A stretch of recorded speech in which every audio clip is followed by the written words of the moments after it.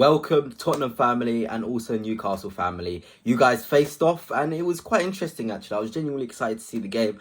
I will tell you the truth, I only managed to watch from the 20th minute onwards. So didn't quite see Brennan Johnson's goal, but I've caught up on what happened before that. So I'll give a really nice analysis of both your sides. But before I begin, give this video a massive thumbs up and hit the subscribe. It will be greatly appreciated. But let's start with what was good on the Tottenham side. Then I'll also integrate the Newcastle side from the first half in particular.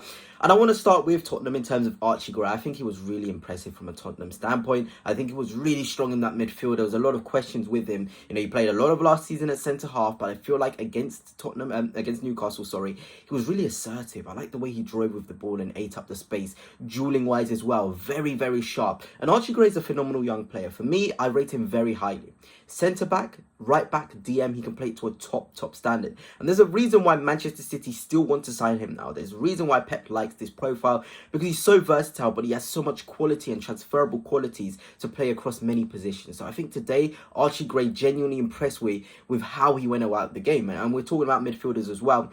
On the Newcastle side, Bruno Guimaraes and Miley in the midfield. I was quite interested to know how that would go. They looked pretty good. Genuine. I think only Joe Linton was the one that was off the pace in that first half. I think he was not quite up to scratch. I think a lot of Newcastle fans will agree with me. There was a lot of tweets I saw as well talking about Joe Linton and maybe it's time to phase him out. I've been a guy that has been talking about Joe Linton phasing out slowly and it's going to hurt. But it's going to hurt, you know. I feel like Newcastle can look at Joe Linton and be like, you know what? That's how good we are. A player of Joe Linton's quality probably shouldn't be starting every single game for us because we've sort of progressed and need a different sort of profile. But yeah, Miley and Guimaraes in the midfield as well were really good. On the ball, off the ball, the energy they showed, I think it's pretty much standard for Bruno Guimaraes with how good he is. He got himself a 7.6 rating on SofaScore. You know, I know these ratings don't really matter, but there's an indication of the quality, the consistency that Bruno shows. I think he's going to be really key next season for them. I also thought in a Newcastle standpoint, Harvey Barnes was pretty good. I think Brennan Johnson from a Tottenham standpoint was really sharp as well. Really nice to see those guys. You know, they're really almost cut from the same cloth if we really want to talk about them in terms of very direct players. You kind of know what action they want to do. In terms of Harvey Barnes, you know, he wants to cut in, get a lethal shot off. It was a brilliant finish. Brennan Johnson, you know, he wants to get onto his right foot. He wants to arrive at the back post. He wants to get a shot. Maybe Nick Pope could have done a bit better with the goal for Brennan Johnson, but it was a nice move up from him to come inside. The Sonny celebration as well was really nice, and that leads quite nicely on to talking about Son. And I think he was quite impressive in terms of his attitude into the game, the desire. You can still see that he has that hunger in him, and he's been a brilliant service to Tottenham Hotspur. As an Arsenal fan, I've got forever a grudge against him for missing that one-on-one against Stefan Ortega. Kind of stopped us winning that Premier League title, if we're being honest. But that's what it's all about. Son's a brilliant player, fitting end for him to win the Europa League, and he's going to be sorely missed in terms of the quality he adds to the Premier League. And it was nice to see him get that sort of service as he came off the pitch. The fans in Korea, it was the perfect ending for Son. Maybe just missing that goal or that contribution, but my word, what a player he has been for Tottenham Hotspur. But yeah, let us keep on moving, and I want to talk about Park Seung-soo, and another Tottenham youngster who impressed me again throughout this preseason. Park Seung-soo has been so good. You know, I watched him come on and I was like, okay. You know, I already saw a little cameo he had against the A-League team. He looked all right. He looked bright. You get, okay, Premier League opposition. Do you have the same intensity? Can you compete on a physical level?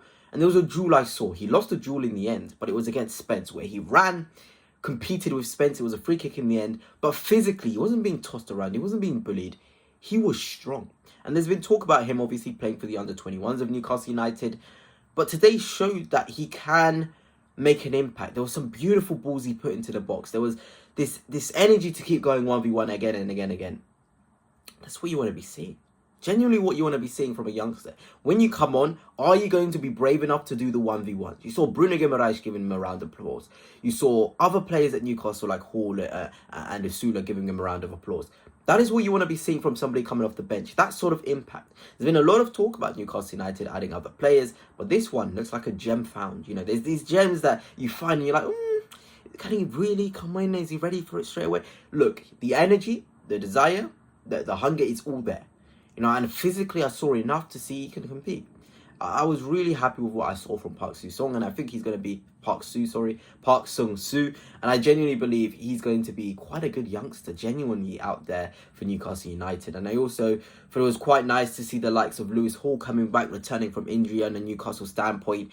And of course, I wanted to talk about Erdebert as well for Spurs. I think he's a fine young player. Again, that one which Richarlison missed, the 1v1, the intent to play that ball quickly forward was really nice. You also saw Mohamed Kudus coming on, some really good 1v1 moments from him as well.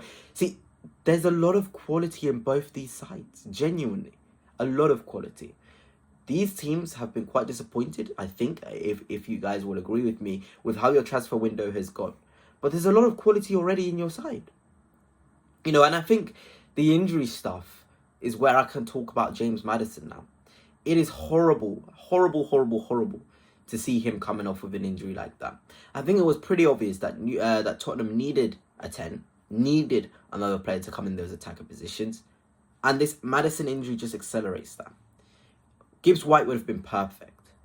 Eze, you know, a player Arsenal going for, they might have to go and splurge the pounds on him. And that would hurt me as an Arsenal fan. But Spurs need a 10. I saw Bilal El-Khanous, another player that Tottenham are looking at. Tottenham can't go into next season without a proper, creative replacement for James Maddison. It's such a shame to see him get such a big injury. Genuinely is. And there was a scare for Newcastle as well with Bruno Guimaraes, him getting injured. Was he going to have to come off a bad slip? We already saw Willock coming off. You guys are both in the same boat. Newcastle United need another midfielder because all they've got is Joe Linton, Bruno Guimaraes, Lewis Miley. And if I do check my notes right now, I think there's another midfielder that they've got that I'm not sort of mentioning. Or maybe that is, in terms of fit ones right now, Joe Linton, Guimaraes and Miley.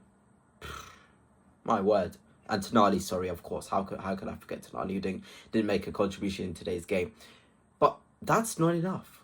You didn't replace Elliot Anderson last season. Spurs didn't have a proper out-and-out 10 replacement. Kulusevski's meant to be that guy, but he's out injured. We don't know when his return date, I think it's in October or November time.